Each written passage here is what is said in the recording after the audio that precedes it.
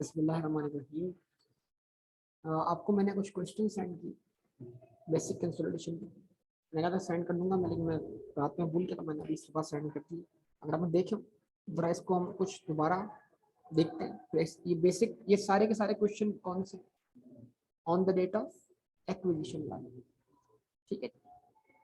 अगर एक्विजिशन वाले नहीं होंगे तो फिर इसके अंदर क्या होगा, रिपोर्टिंग वाले भी कुछ क्वेश्चन आ सकते हैं, लेकिन इसके जरिए हम जरा देख लेते हैं।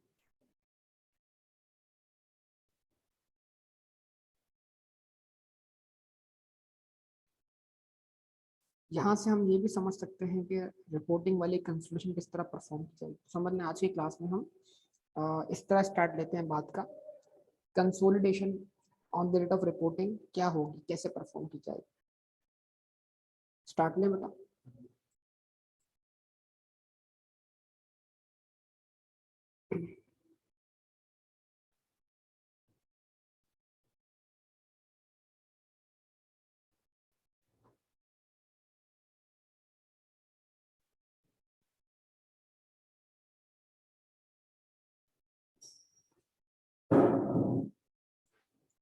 ओके, ये सवाल आपके सामने है। सबसे पहला 4.1 मैं इसको जरा समझाऊं आपको, जरा इसको देखिएगा प्लीज सब। Hall statement of financial position. सबसे पहले आपको ये देखना है जो डेट आपको दी हुई, क्या आपने इस डेट पे एंटिटी को एक्वायर किया।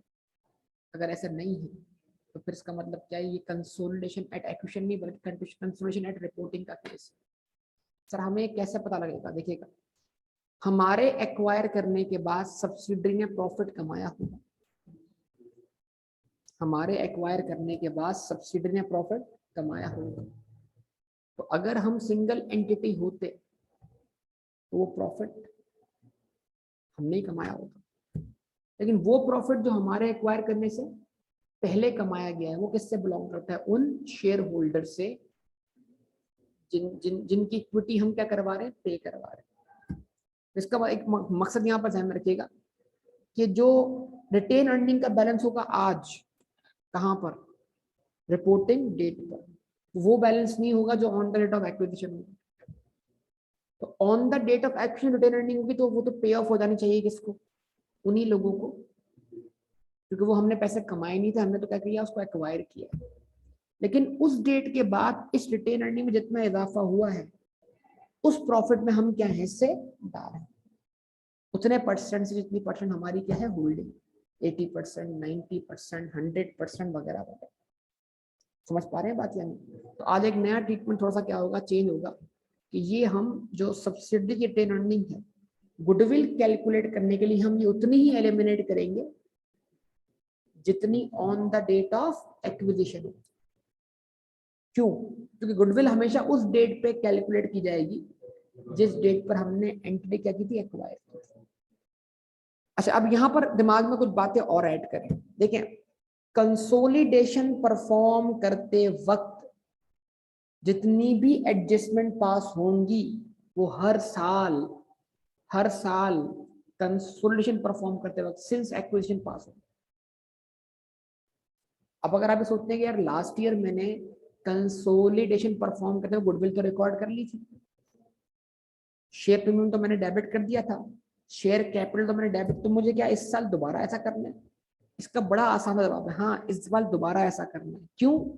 इसलिए कि आपके पास कोई कंसोलिडेटेड ट्रायल बैलेंस थोड़ी मौजूद है जिससे आप इस साल को कंटिन्यू कर लें।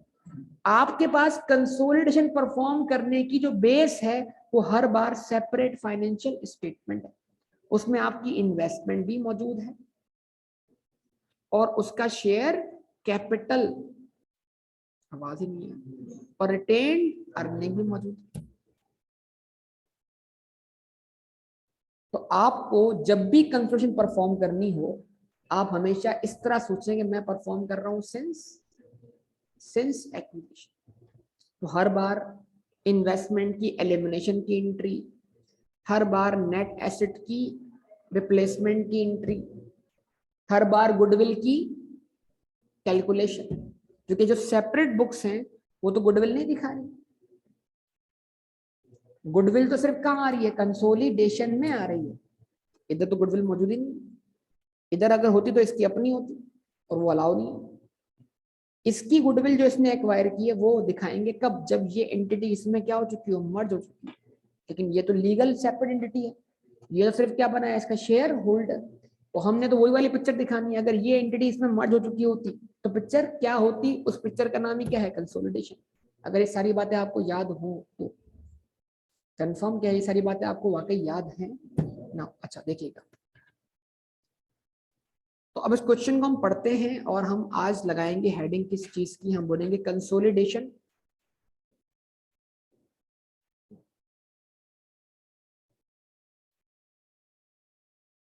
ऑन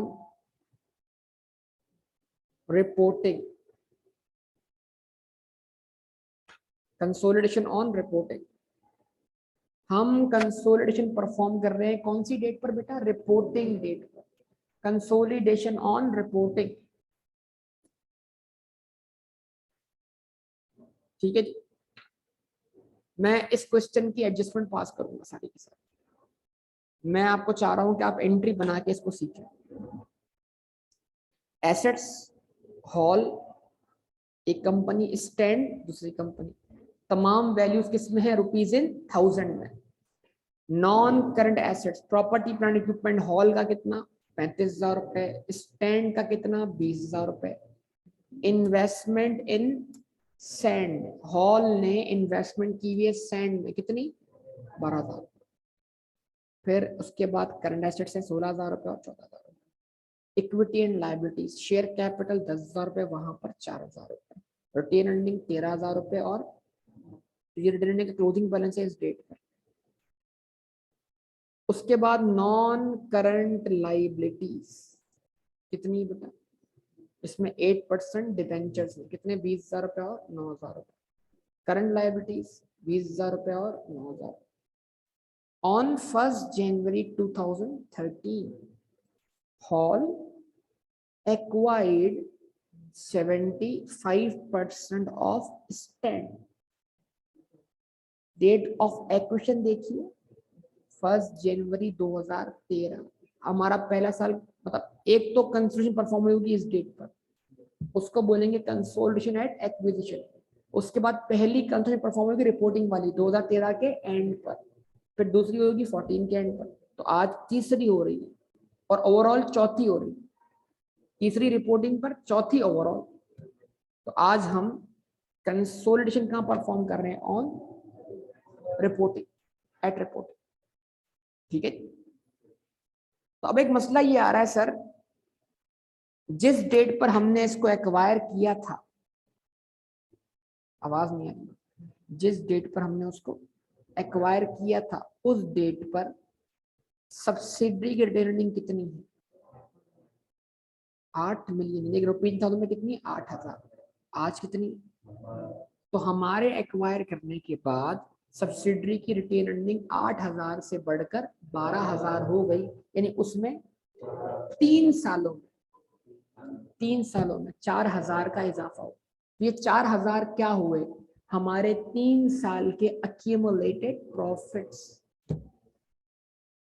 अगर ये सब्सिडरी लिक्विडेटेड होती तो ये प्रॉफिट कहां दिखते, हमारी रिटेन्ड अर्निंग्स में। सिंपल सी बात, ये प्रॉफिट यहां नहीं होता, 8,000 तो बढ़ चुके होते किसमें, शेयर होल्डर में।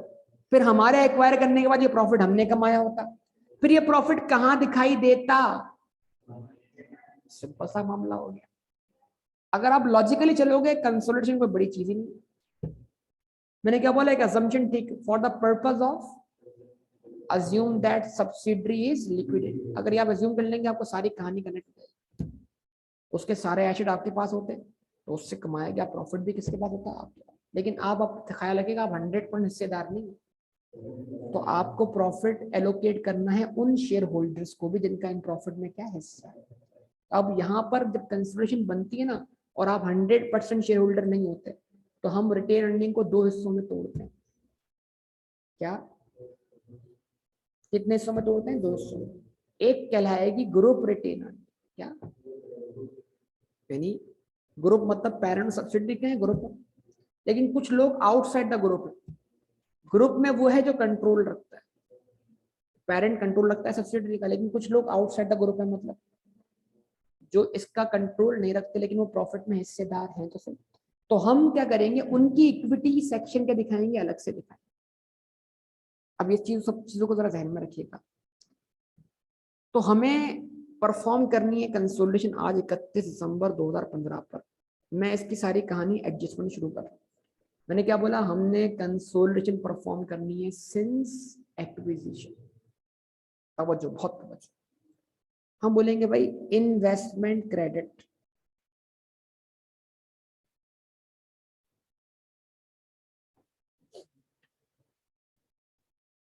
हमने सब्सिडरी में कितनी इन्वेस्टमेंट की है, आवाज ही नहीं आ रही। ये 12,000 अगर नीचे ना भी लिखे होते तो ऊपर दिख रहे हैं। अगर नीचे कोई मालूमात ना दी जाए तो आप पूरे 12,000 को अज्यूम करें यही इन्वेस्टमेंट की वैल्यू है जो हमने सब्सिडरी में की। अगर यहाँ 10,000 लिखा होता और ऊपर, तो मैं एंट्री 10 से बनाता, 2 फिर मेरी कंसोलिडेशन में भी दिखाई देती। वो इन्वेस्टमेंट किसी ऐसी एंटिटी में हुई हुई है जिसपे मेरा कंट्रोल नहीं है, तो लिहाजा उस इन्वेस्टमेंट को मैं एलिमिनेट नहीं करूँ। तो क्या सर यहाँ पे लिखी भी सारी इन्वेस्टमेंट एलिमिनेट होगी? नहीं, उतनी होगी जितनी सब्सिडरी में हुई, ठीक है ना। तो इन्वेस्टमेंट क्रेडिट अभी कितने से, 12,000 से, और उसके बदले शेयर कैपिटल डेबिट सब्सिडरी का। अगर ये पेमेंट हमने किसको की होती, सब्सिडरी को, और सब्सिडरी ने इसके जरिए अपने शेयर होल्डर्स को पेमेंट करके अपनी इक्विटी पे करवा दी होती, तो इन पैसों से सब्सिडरी क्या हो चुकी होती, लिक्विडेट हो चुकी। Share capital debit, no, share premium इसमें है ही नहीं। रिटेन्ड अर्निंग्स, कौन सी वाली, एक्विजिशन वाली, बाकी तो हमारी है ना। अच्छा जी, तो अब यहां लिखा हुआ है बैलेंस 12,000, लेकिन on the date of acquisition कितना था, 8,000। तो आप क्या करें, और शेयर कैपिटल कितना है सब्सिडरी का, 4,000। तो आपने एंट्री बनाई 4,000 से शेयर कैपिटल डेबिट, आवाज नहीं आई, 8,000 से रिटेन्ड अर्निंग डेबिट। जब आप 4,000 और 8,000 को प्लस करेंगे तो आपको इक्विटी का बैलेंस मिलेगा आज का या on the date of acquisition का, और ये इक्विटी का बैलेंस नेट एसेट्स के बैलेंस के बराबर है, जो कि एसेट माइनस लायबिलिटी के बराबर है। तो यही बैलेंस क्या कहलाएगा, नेट एसेट की फेयर मार्केट वैल्यू इनडायरेक्टली। एक होता है डायरेक्टली एसेट्स माइनस लायबिलिटीज, लेकिन ऑब्वियसली वो बराबर किसके आना है, इक्विटी के। तो इक्विटी की वैल्यू ही नेट एसेट के बराबर है, तो ये नेट एसेट की फेयर मार्केट वैल्यू है, यस और नो। ये 100% नेट एसेट्स हैं, कब, ऑन द डेट ऑफ। क्या हमने जो कंसेशन पे की है ये 100% के लिए थी या 75% के लिए थी? तो इसका 25% किसी और ने खरीदा ना, आवाज नहीं आई बेटा। जिसने खरीदा उसको क्रेडिट करो, किसके नाम से, एनसीआई के नाम से, आवाज नहीं आ रही बेटा। तो आप क्या बोलोगे, एनसीआई क्रेडिट, इसका सम कितना हुआ, 12,000। 12,000 का 25% किसी और ने खरीदा, कितना आंसर आया, 3,000। इसका मतलब ये हुआ, एक जुमला सुनिएगा अगर गौर करें, इसका मतलब ये हुआ 12,000 के नेट एसेट्स खरीदने के लिए, 12,000 के नेट एसेट्स खरीदने के लिए हमने ओवरऑल सबने मिलकर ओवरऑल कितनी कंसेशन पे की, 15,000। तो कंसीडरेशन कितनी ऊपर पे हुई, 3,000। गुडविल कितनी आ गई, 3,000। Goodwill tab 3,000। इस 3,000 को एक और तरह से निकाल सकते हैं, गुडविल हमारी वजह से आ रही है, एनसीए की वजह से नहीं आ रही। या अगर आपको एनसीए के 3,000 धोखा दे रहे हो तो धोखा है एंट्री का, वो जो 3,000 क्रेडिट हो रहे हैं वो डेबिट हो रही, धोखा है, समझेगा जरा। मैं आपको बताता हूँ 4,000 8,000 क्या है, दोहराइए, 4,000 8,000 क्या है, दोहराइए, नेट एसेट्स की फेयर मार्केट वैल्यू, कब, आज या जिस डेट पे एक्वायर किया उस डेट पर। हमने इसका कितना खरीदा, जरा इसका 75% निकालिएगा। यार बेटा ऑनलाइन वाले भी अगर जवाब दे देना, थोड़ी जहमत कर ले तो पार्टिसिपेशन दिखाई देगी, वरना तो लगेगा आप बैठे पड़े हैं खाली। हाँ कितना, यानी हमने 9,000 के फेयर मार्केट वैल्यू रखने वाले नेट एसेट्स कितने के खरीदे, तो गुडविल कितनी आई, तो गुडविल हमारी पेमेंट की वजह से आ रही है। तो बाकी नेट एसेट कितने बचे, 3,000 के, वो उन लोगों ने कितने के खरीदे, तो उनकी पेमेंट की वजह से गुडविल नहीं आ रही। गुडविल आ रही है तो हमारी पेमेंट की वजह से आ रही है, क्योंकि हम 9,000 की चीज 12,000 की खरीद, और वो 3,000 की चीज 3,000 की खरीद रहा है। ठीक है बेटा, अब ये तो एंट्री बन गया on the rate of acquisition के हिसाब से चलते हुए आ रहे हैं। एसएफपी कम्युलेटिव होती है ना, ऊपर से नीचे आते जाए, तो ये तो एंट्री बन गई on the rate of acquisition. क्या ख्याल है बताइए। अच्छा, अब उसके बाद ये एंट्री बनने के बाद क्वेश्चन, ये एंट्री बनने के बाद ये खत्म हो गया इन्वेस्टमेंट, आवाज नहीं है, ये एंट्री बनने के बाद 4,000 का कैपिटल भी खत्म हो गया, आवाज नहीं आ रही बेटा, और 8,000 से ये बैलेंस खत्म हो गया। ये बैलेंस कितना बचा, अब ये 4,000 8,000 से खत्म हुआ तो 4,000 बच गया ना, क्योंकि इस एंट्री का इफेक्ट तो हम आज ले रहे हैं ना, लेकिन बना सिंस एक्विजिशन पे, तो बैलेंस कितना बचा 8,000, सॉरी 4,000, 8,000 से एलिमिनेट होने के बाद। ये किसकी रिटेन अर्निंग है, पेरेंट। लेकिन अब पेरेंट की रिटेन अर्निंग दो किस्म की होगी, उसमें पेरेंट का अपना 100% प्रॉफिट होगा और सब्सिडरी का उतना प्रॉफिट जितना हमारी होल्डिंग है, कितना, तो मतलब पेरेंट का profit 13,000 plus subsidiary retain earning का कितना परसेंट, 75%, कितना 3,000, 4,000, तो 13 और 3 16,000। तो कितनी रिटेन अर्निंग प्योरली पेरेंट या ग्रुप से बिलोंग करती है, 16,000। इसको हम नाम देंगे ग्रुप रिटेन्ड अर्निंग्स का। क्या नाम देंगे, क्या नाम देंगे, ग्रुप रिटेन्ड अर्निंग्स का। क्या नाम देंगे, और एनसीआई कितने से क्रिएट हुआ, 3,000 से, और जो 3 साल में इजाफा हुआ वो कितना है, 4,000 का रिटेन अर्निंग का। उसका 25% किससे बिलोंग करता है, तो ये क्या बनेगा 1,000। वो 1,000 हम किसकी इक्विटी में ऐड कर देंगे, एनसीआई की। तो एनसीआई की इक्विटी का आज क्लोजिंग बैलेंस क्या हो जाएगा, 4,000। तो आज 3 साल बाद के एसेट्स दिखाने हैं ना, क्योंकि आज हम 3 साल के एंड पे खड़े हैं, तो जो तीन सालों में तब्दीलियां आई हैं वो भी क्या करनी है, काउंट करनी है। अब उसके लिए एंट्री, अब यहां से ये तो होगा एंट्री नंबर 1, सही है भाई। अब एंट्री नंबर 2, सबसे पहले आप पेरेंट की रिटेन अर्निंग भी खत्म कर दें और उसको एक नए नाम से रिप्लेस कर दें। आप बोले पीस रिटेन अर्निंग डेबिट, कितनी है 13,000, और आप बोले मैंने इसको क्या कर दिया, इसको नया नाम दे दिया, मतलब ये वाला अकाउंट मैंने खत्म कर दिया फॉर कंसोलिडेशन, और कंसोलिडेशन में मैं इसको पेरेंट अर्निंग नहीं बोलूंगा, बोलूंगा इसको ग्रुप रिटेन। क्या बोलूंगा, ये 13,000 रुपए ग्रुप से बिलोंग करते हैं, it is called group retain earning. तो इसका मतलब क्या है, पेरेंट पी रिटेन अर्निंग के नाम से कोई बैलेंस दिखाई नहीं देगा, वो अब कहां दिखेगा। अब एक एंट्री और बनाए, सब्सिडरी की रिटर्निंग हमने मेंशन कर दो, सब्सिडरी रिटर्निंग हमने ऑलरेडी किससे डेबिट की है, अब उसका बैलेंस कितना बचता है, उस 4,000 को भी डेबिट कर दो। अब बोले रिटेन अर्निंग डेबिट किसकी, सब्सिडरी, कितने से, 4,000 से, 8 और 4 12, अब वो बैलेंस 0 हो गया। लेकिन इसको अब ट्रांसफर कर दें उन लोगों को जिससे बिलोंग करती, तो सर इसका 75% बिलोंग करता है ग्रुप रिटेन अर्निंग से, और सर इसका 25% बिलोंग करता है एनसीआई से। 4,000 का 75%, और सर 4,000 का 25%,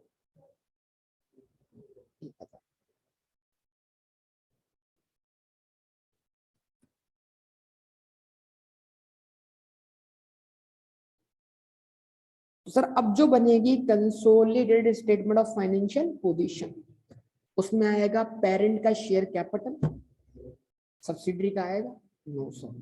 उसके नीचे क्या आएगी सर, ग्रुप रिटेन अर्निंग, जिसमें पेरेंट के रिटेन के 13,000 भी शामिल होंगे और सब्सिडरी के प्रॉफिट्स का 3,000 शामिल होगा। तो लिहाजा कंसोलिडेटेड एसओएफपी में ग्रुप रिटेनिंग का बैलेंस क्या आएगा। अच्छा, ग्रुप रिटेनिंग को बाज लोग कंसोलिडेटेड रिटेनिंग भी कहते हैं, कंसोलिडेटेड रिटेन अर्निंग भी कहते हैं, ठीक है। और उसके बाद कंसोलिडेटेड एसओएफपी के अंदर एनसीआई का बैलेंस क्रिएट हुआ कितने से, बढ़ा कितने से, तो आज क्या आना चाहिए 4,000। ये 3 एंट्रीज के अंदर ये परफॉर्म हो गई कंसोलिडेशन। अगर आप क्या करते हैं, अब उनको जो जो इस एंट्री में नहीं आ रहा क्या करते हैं, उनको प्लस करते जाए, बाकी जो रिप्लेस हो गए उनको नए नामों से रिप्लेस करते हैं। बोले बताएं, बनाए एंट्री, लिख लिया आपने एंट्रीज पक्का।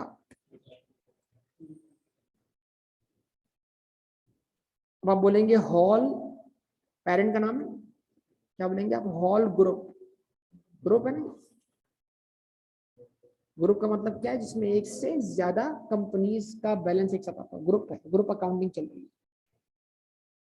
क्या बना रहे हैं, कंसोलिडेटेड एसओएफपी एज ऑन 31 December 2015, ठीक है।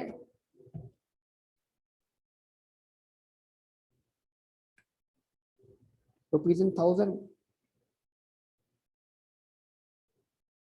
एसेट्स,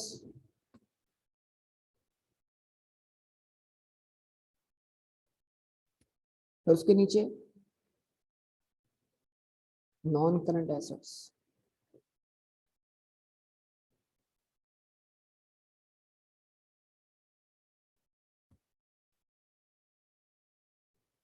फिर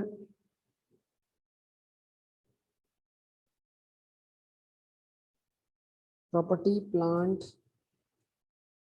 एंड इक्विपमेंट।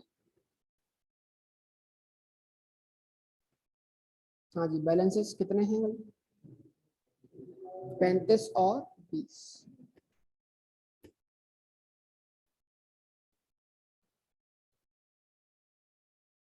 कितने हो जाएंगे, 55,000।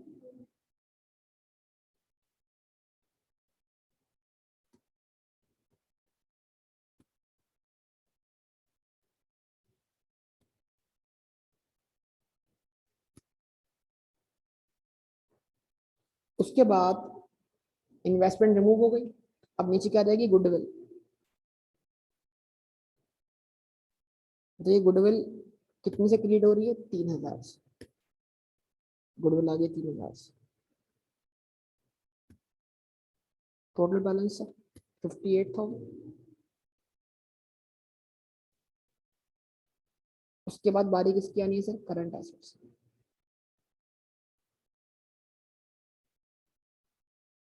कितने हैं सर करंट एसेट्स, 16 + 14 यानी कि 30।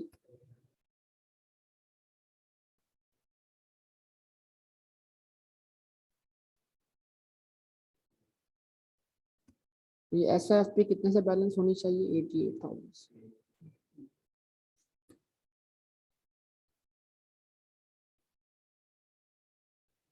उसके बाद सेक्शन किसका आएगा, इक्विटीज एंड लायबिलिटीज।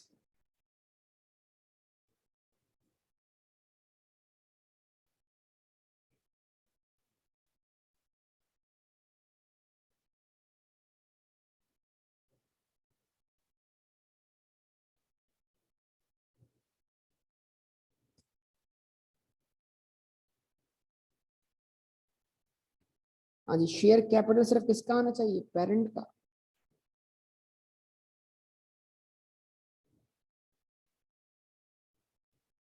कितने से, 10,000 से।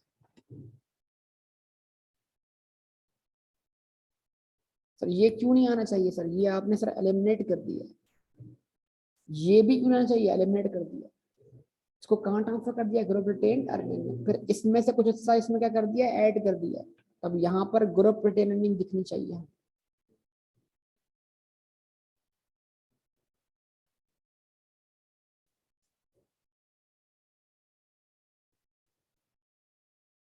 कितने से बेटा, 16,000 से। फिर क्या दिखना चाहिए, NCI नॉन कंट्रोलिंग इंटरेस्ट कितने से, 4,000 से। और 3,000 से क्रेडिट हुआ, 1,000 से क्या हुआ, इजाफा हुआ। Total equity 30,000। फिर उसके बाद सर हमारे पास क्या है, नॉन करंट लाइबिलिटीज।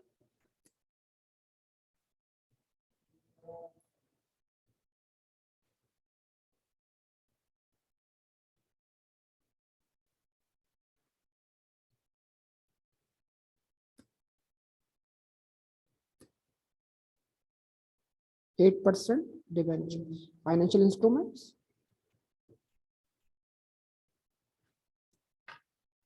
हमने इशू किए हैं, खरीदे हैं, दोनों ने इशू किए, पेरेंट ने भी और सब्सिडियरी।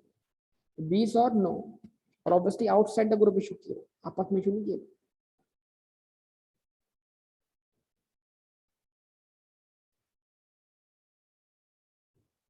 क्या आंसर आएगा, 29,000। उसके बाद करंट लाइबिलिटीज,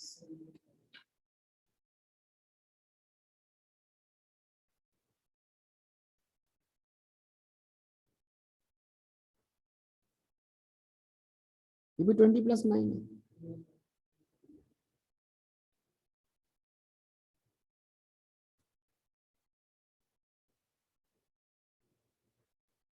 कितना,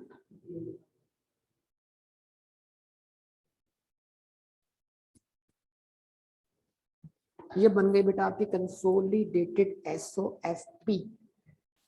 कब, आज तीसरे साल के एंड पर। ऐसी आपने पिछले साल 2 साल पहले ही बनाई होगी।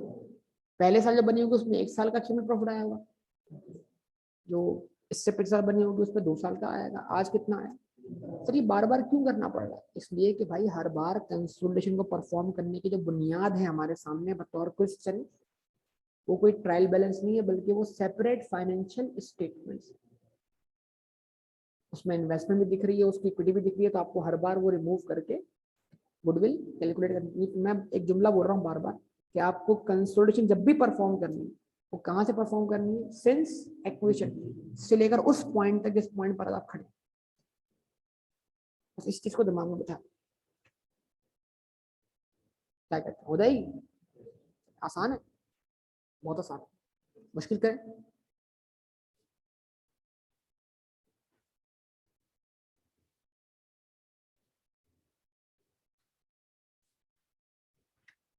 ठीक है जी, आप क्वेश्चन नंबर 4.3 ट्राई कर सकते हैं।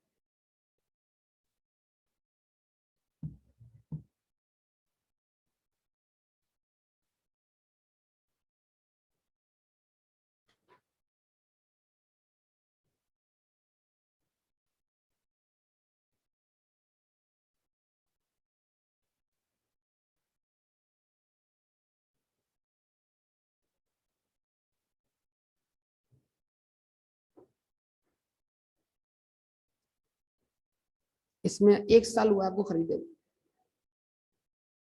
कब एक्वायर किया आपने, 1 जनवरी 2015। आज आप कहाँ खड़े हैं, ये पहली रिपोर्टिंग आ रही है। इस डेट पे डेट नहीं कितनी, 40, और जिस डेट पे आपने खरीदा था उस डेट पर, तो आपने एक आपकी आपके टेक ओवर करने के बाद या एक्वायर करने के बाद सब्सिडी ने कितना ऊपर प्रॉफिट कमा लिया।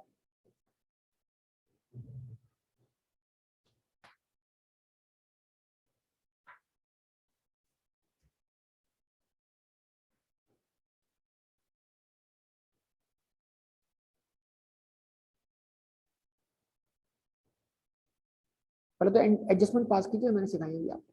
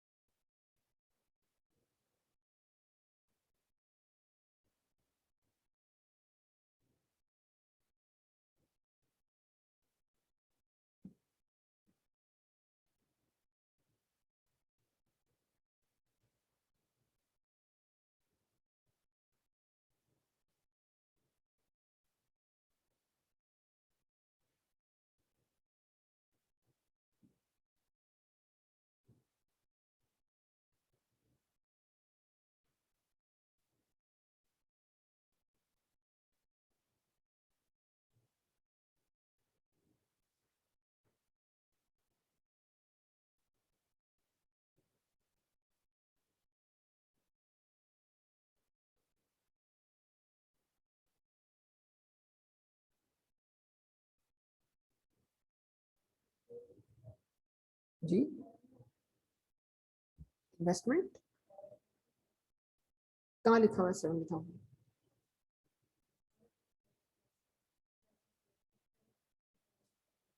हमने तो इन्वेस्टमेंट ये की हुई है ना, हमारी बुक्स में शो हो रही है। इन्वेस्टमेंट तो हमेशा उतने अमाउंट से क्रेडिट होगी जितने जितने का हमने परचेज किया।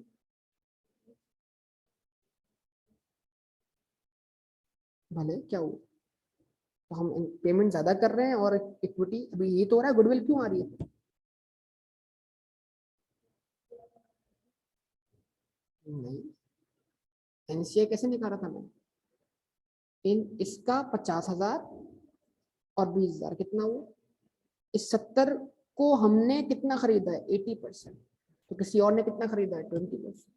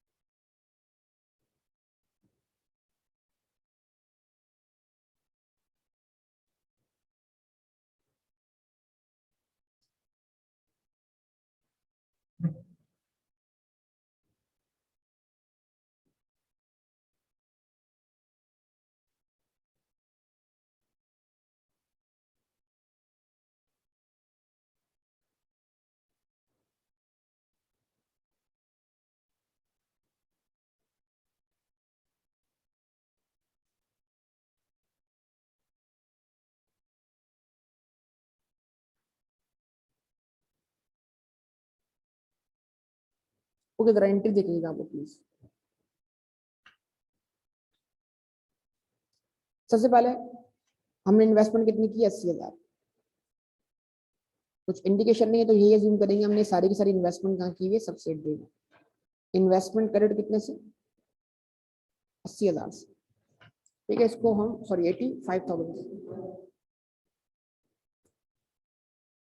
रुपीज इन थाउजेंड में ले रहा हूँ तमाम वैल्यूज को।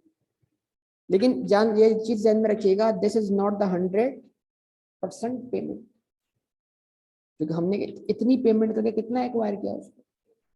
और आप यहाँ पर फिर बोल रहा हूँ, आप यहाँ पर शेयर कैपिटल डेबिट कर रहे हैं 100% से। शेयर कैपिटल डेबिट कितने से? 50,000 से। और रिटेन अर्निंग कौन सी वाली? On the date of acquisition, किसकी? सब्सिडी 20,000। ये 50 और ये 20 मिलकर on the date of acquisition हमारी इक्विटी के बराबर है, और वो इक्विटी हमारी नेट एसेट्स के बराबर, और ये कहलाएगी नेट एसेट की फेयर मार्केट वैल्यू। हमने 70 का 80% खरीदा है, कितने में? 85। ये तो 100% वैल्यू हुई ना बेटा। 70,000 का 70,000 की जो नेट एसेट है हमने पूरे खरीदे हैं इतने में। इसका 80%, उसका 20% किसी कितने में खरीदा है मालूम नहीं है, तो अज्यूम कर लिए उसी वैल्यू के 20% के बराबर। क्या करेंगे आप? एनसीआई क्रेडिट कर देंगे। 50 + 20 कितना होता है? 70। 70 का क्या निकाला आपने? 20%, 40। अब ऊपर क्या आएगी? गुडविल आएगी। कितने से? 29,000। ये बन गई आपकी पहली एंट्री। दूसरी एंट्री वही स्टेप बाय स्टेप। आपकी जो रिटेन अर्निंग है वो कितनी है? 1,55,000। अब वो आपकी दिखनी चाहिए, उसमें आपकी अकेले की ट्रेडिंग नहीं आएगी बल्कि सब्सिडरी का प्रॉफिट भी आना है। तो आप इसको खत्म करके नया नाम दे दें क्या? तो आप बोले प्लीज रिटेन अर्निंग डेबिट कितने से? 155 से। और ग्रुप रिटेन अर्निंग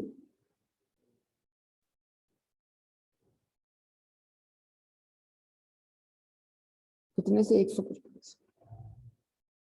उससे एक नया हेड क्रिएट होगा ग्रुप ट्रेडिंग का। उसके बाद जो सब्सिडरी ट्रेडिंग जो है वो 49 में से 20 एलिमिनेट हो चुका है। कितना फर्दर बाकी है 29, वो क्या हो जाएगी डिस्ट्रीब्यूशन।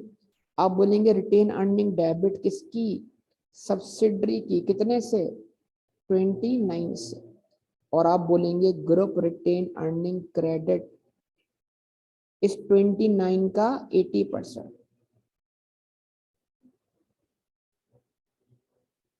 53.33, 23.2 और एनसीआई का इस 29 का 20%, 5 आप बना लें क्या,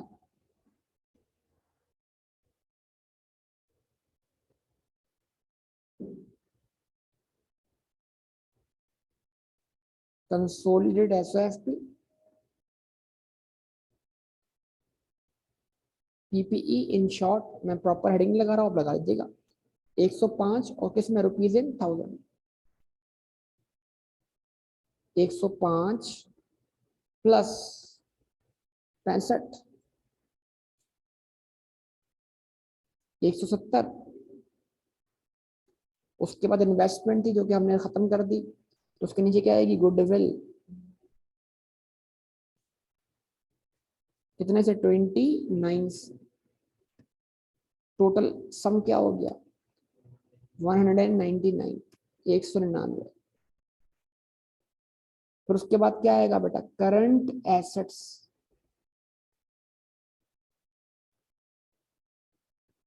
पेरेंट के करंट एसेट 220 के हैं, सब्सिडरी के 55 के,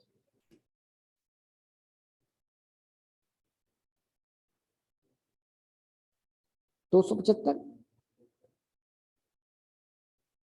टोटल टोटल 474।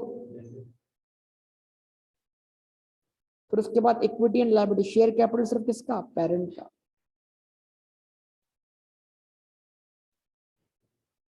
कितना 100। फिर उसके बाद ग्रुप रिटेन अर्निंग्स कितने से क्रिएट की थी 155 से, फिर उसमें इजाफा हुआ था 23.2 से, कितना हो जाएगा बेटा 178.2। फिर एनसीआई क्रिएट हुई थी कितने से 14 से, इजाफा हुआ था 5.8 से, 19.8, टोटल इक्विटी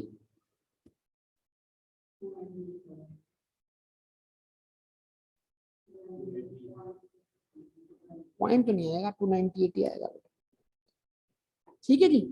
उसके बाद अगर हम बात करते हैं किसकी करंट लायबिलिटीज,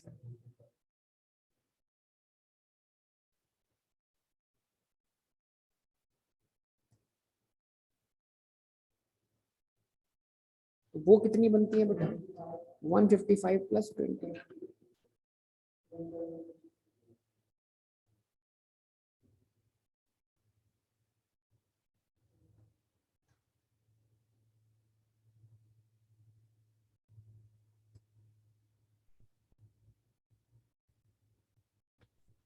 ये बैलेंस हो गया। क्या मसला है इसमें बताओ मुझे,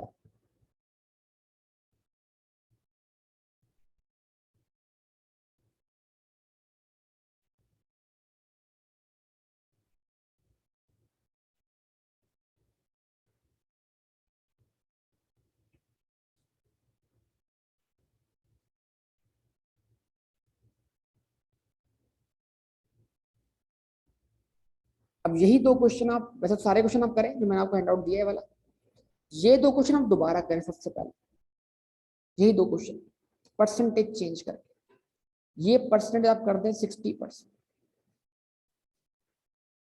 4.3 रिवाइज दोबारा कितने परसेंट से 60%, और 4.1 रिवाइज्ड कितने से, इसको कर दे आप 90% से, कितने परसेंट से 90%। रिवाइज्ड, वो 60%, ये 90%। तो बाकी क्वेश्चन जो आप पहले ये दो करें दोबारा से होमवर्क में, और फिर उसके बाद अगर आप आपसे हो जाएंगे दो इंशाल्लाह तो हो जाएंगे, फिर ये 4.2 भी कीजिए, फिर उसके बाद आप ये 4.4 करना चाहें तो कीजिए, 4.5 करना चाहें तो कीजिए आराम से। ये मतलब ज्यादा ये 10-10 मिनट के क्वेश्चन भी नहीं है, बताऊंगा आपको। पहले वो दो करें रिवाइज्ड, फिर आप देखें इंशाल्लाह आप समझ सारे क्वेश्चन। ठीक है, तो कर लीजिएगा लाजमी। यहाँ पर इसको क्लोज करता हूँ, सबको मेरे ख्याल से फाइल तो मिल चुकी होगी। चलो।